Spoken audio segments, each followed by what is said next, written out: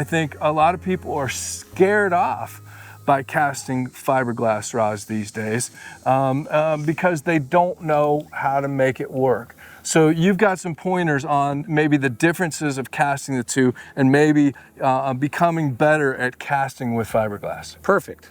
Well, the first thing you need to do is slow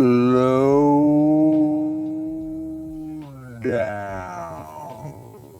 You obviously have cast these glass rods, and as you said, people struggle going from modern carbon fiber to glass. And there's a few things that I tell people that help them. And if you're like you, me, Flip, where we started with glass, we learned to be smoother and allow our stroke to get a little bigger and wider and longer than we would for the same sized carbon fiber rod.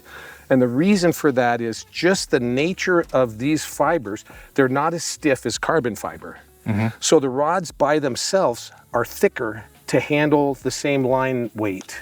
So it'd be like a light diving board. The lightest diving board in the world would be a modern carbon fiber rod. So this is an analogy I use. Imagine you go off the lightest diving board in the world and the diving board goes bling and flips you and goes bling. It's so light it recovers quickly. The other thing is that board is so light. Me as a 200-pounder, más o menos, and I get in there, I bend that diving board and it throws me X number of feet. A fiberglass rod is like a diving board with a 20-pound dumbbell taped to the bottom of it. It's the same stiffness, the same action, but it's heavier. So when I go to bend a diving board that's got more weight on it, boom, it's like a 220-pound Tim launches.